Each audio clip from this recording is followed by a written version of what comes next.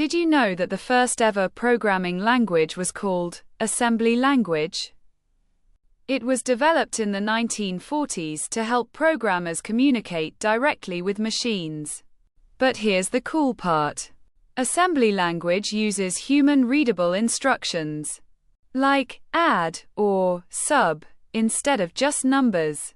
These instructions are translated into machine code, which the computer can understand.